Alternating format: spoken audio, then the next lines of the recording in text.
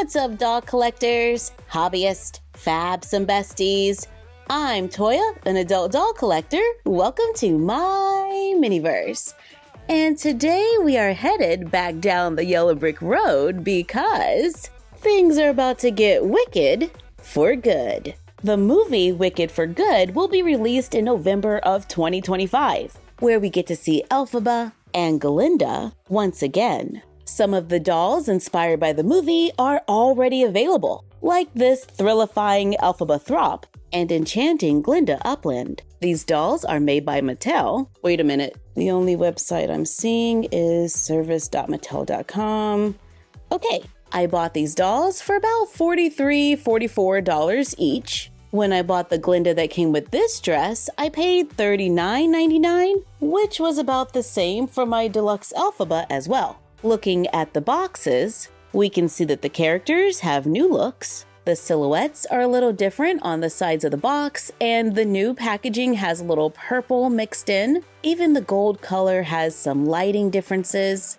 On the back of Elphaba's box, it says, "This wickedly beautiful witch is wonderful just the way she is." And on the back of Glinda's box, it says, "Thank eyes for good news, Glinda, the best witch of all." Let's get these dolls out of the box for a closer look. Here's Glinda, with the front of her blonde hair pulled back and the rest hanging down with a little curl at the bottom. Here she is next to one of our first Glindas, so you can see that the style is pretty similar. The hair feels smooth at the top, but kind of fuzzy at the bottom. The makeup also looks similar to our first Glinda, but the lips are a cooler pink. She has a little nose contour, wears a translucent crown with a light touch of glitter. Our first crown was more of a silver color. The wands seem to be a similar design, however, the Wicked for Good wand seems to be a little bit of a cooler pink as well. Her wand holding hand has one finger extended.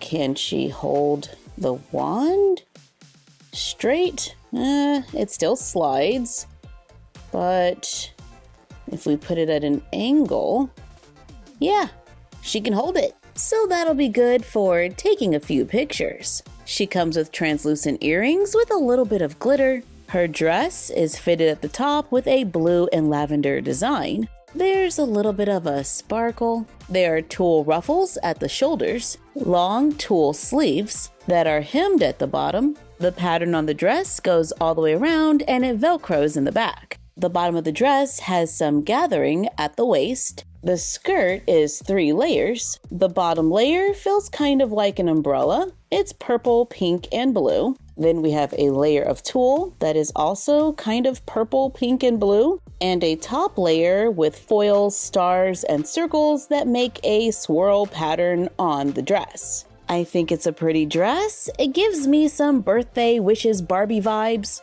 She comes with purple translucent shoes. It's the same design as one of the pink shoes that we got with one of our first Glindas. So we are seeing some repeat accessories, but they are slightly different. This doll also comes with a doll stand that fits under the doll's dress, so it's less visible.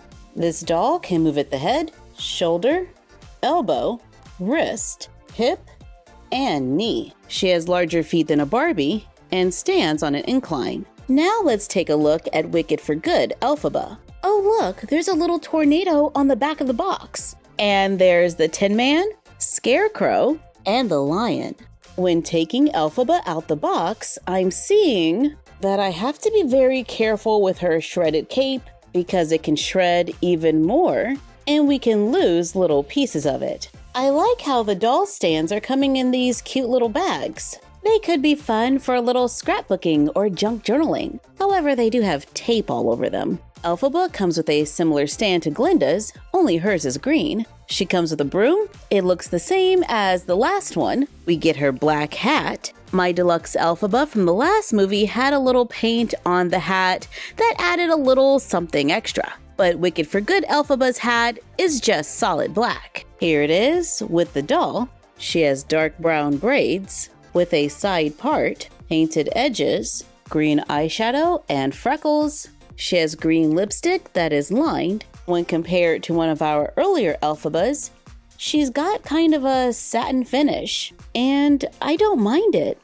It kind of helps to highlight some of her features. For the most part, she can hold her broom, comes wearing black boots, with sculpted details like lacing up the sides. She wears a black coat with a large wide collar. It does come pinned down with those plastic stays. There is ruffled tulle at the neckline. We can see a light pattern on the fabric that does go all the way around. Is that attached to the coat? Yep, it is. Her sheer cape is attached to the coat with an opening near the Velcro. The cape is a sheer black or really dark gray with a lighter print. The edges are shredded and can continue to fray, so we need to handle with care. The front of the coat is open. There are 2 little faux buttons at the top, but we get the illusion that there's a dark green dress underneath. But it's attached to the coat. It has a jagged edge that looks singed, and it stops around the waist where there's a division in the coat. At $40+ I would have liked to have seen these pieces separate, but she does come with a book. It's plastic. There is a design on the front. The plastic pages are a cream color. It is possible to open it and you can see some more decorations on the inside. And it is possible to open the front cover as well. It is possible to get the doll to hold the book so she can do a little light reading. I like that we're getting new fashion for Elphaba. There's a slit on the sleeves at the bottom, but the doll itself seems pretty similar to the first round of Wicked dolls. I would have loved to have seen heavier eye makeup like the picture on the box. Since we have quite a few Elphabas, I'm just going in with a little acrylic paint and adding some black eyeshadow to switch it up a little. And we've been playing around with these little micro scenes. Here we made a sidewalk with a street. They can be just enough to get a quick photo. So let's use one of our silicone molds from Michael's to make a hot glue yellow brick road, cause this one's made of paper. I picked up these canvases from the dollar store. It was $1.25 and it measures 11 by 14 inches. I fill the silicone mold with hot glue, allow it to cool, then peel it from the mold, and let's glue it onto the canvas. I made and glued on a few more. I paint on a golden brown base coat, then I brush it with yellow paint.